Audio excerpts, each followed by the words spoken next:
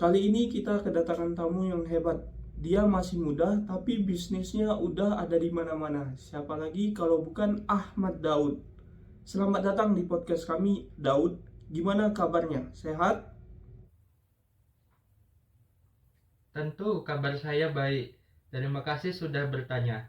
Bagaimana dengan kamu, Valen? Bagaimana kabarmu? Terima kasih, Daud. Kabar saya juga baik. Kalau boleh tahu, bisnis apa saja yang sedang kamu jalani saat ini? Sekarang saya menjalankan beberapa bisnis yang beragam, seperti perusahaan IT dan pengembangan perangkat lunak. Saya memiliki perusahaan yang berfokus pada pengembangan perangkat lunak dan solusi IT untuk bisnis dan organisasi.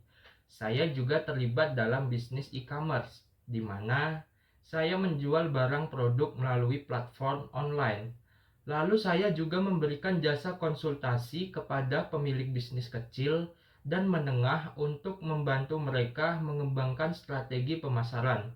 Saya juga menyediakan layanan desain grafis seperti pembuatan logo, materi pemasaran, dan desain grafis lainnya untuk membantu merek dan bisnis dalam menciptakan identitas visual yang menarik. Selain itu, saya memiliki usaha kuliner berupa kafe yang menyajikan makanan dan minuman berkualitas tinggi untuk para pelanggan yang menyukai pengalaman kuliner yang unik. Sungguh luar biasa melihat bagaimana kamu berhasil mengelola dan mengembangkan berbagai bisnis sekaligus. Apakah kamu memiliki tips atau panduan khusus dalam mengelola bisnis yang beragam seperti itu?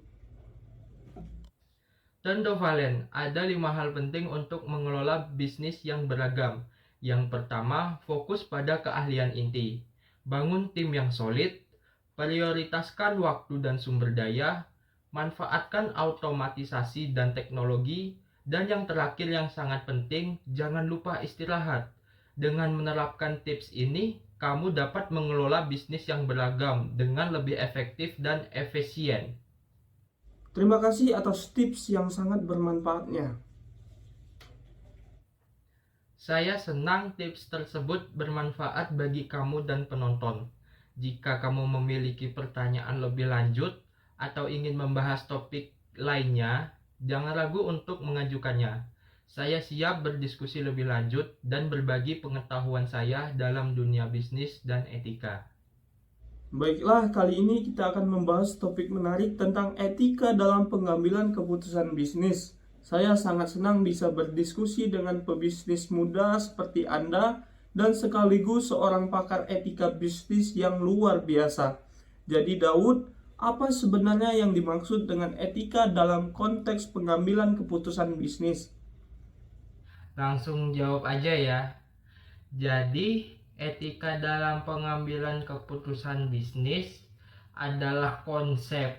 Nah, konsep ini melibatkan pemikiran tentang nilai-nilai moral dan prinsip-prinsip yang seharusnya menjadi panduan dalam setiap keputusan yang diambil oleh perusahaan.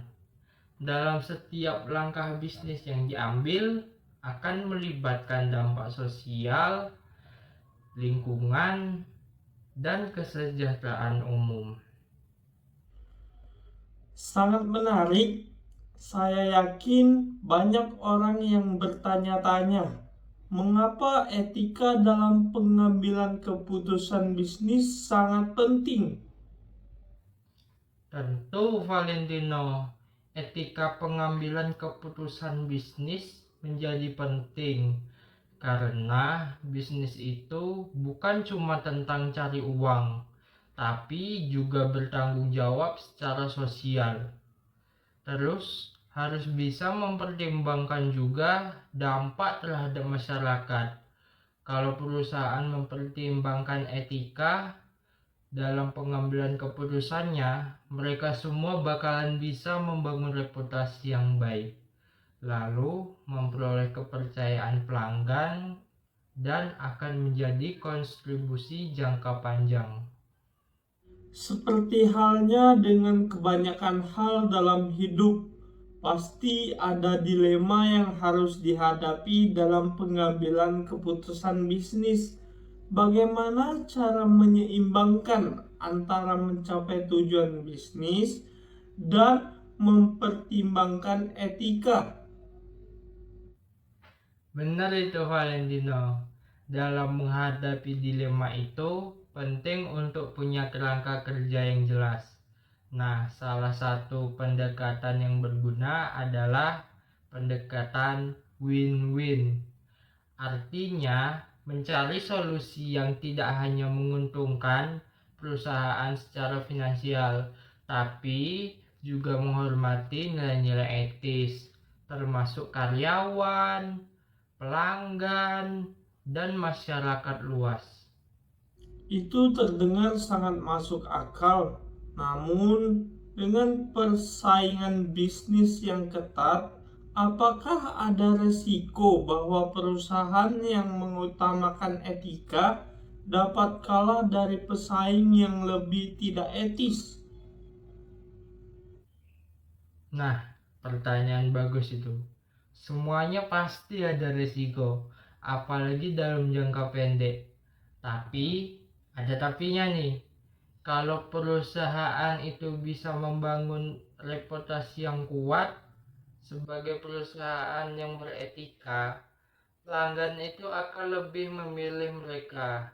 Selain itu, perusahaan juga bisa mencari keunggulan kompetitif melalui inovasi yang berkelanjutan dan strategi pemasaran yang kreatif. Saya melihatnya sekarang, etika bukan hanya tentang keputusan harian, tetapi tentang membangun fondasi yang kuat untuk perusahaan.